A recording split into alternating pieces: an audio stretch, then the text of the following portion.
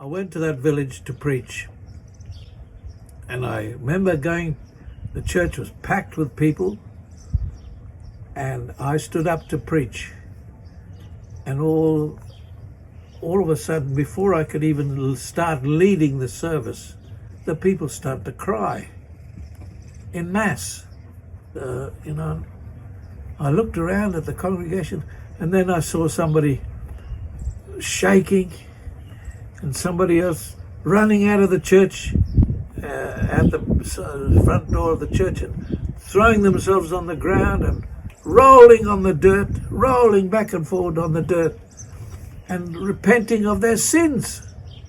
And I hadn't said a word. But as I stood there, I felt this,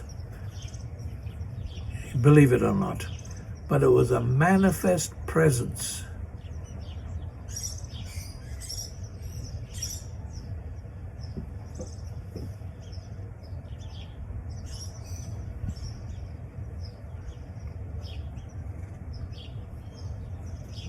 Here I am, 60 years later, telling you the story.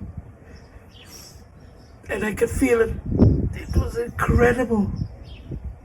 The presence of the Holy Spirit came into that place, and people were calling out, asking forgiveness, repenting of their sins. And as I said, rolling on the ground. And I thought, oh, that must be where they call us the Holy Rollers. But it was in the presence of God. It was so powerful. You can't explain it in rational terms.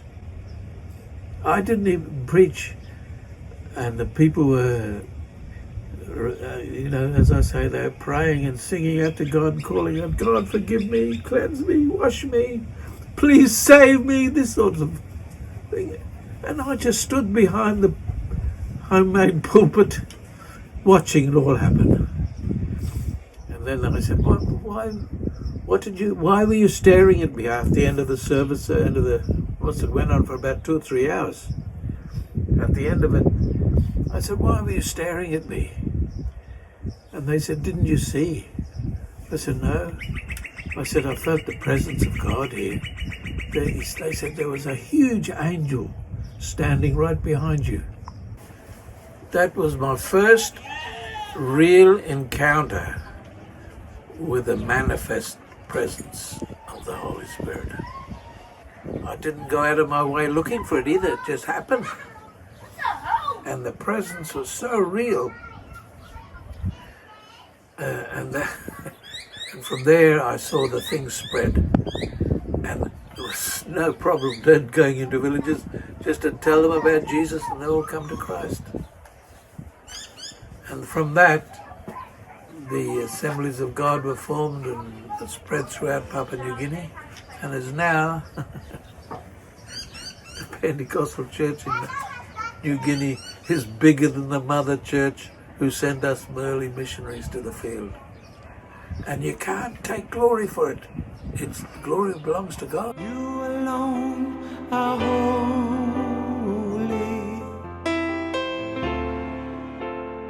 You alone are worthy. You deserve the glory.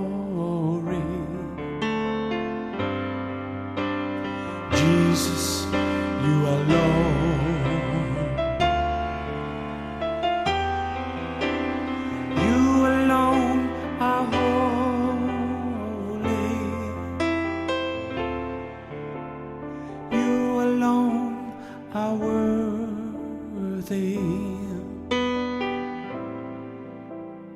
You deserve the glory.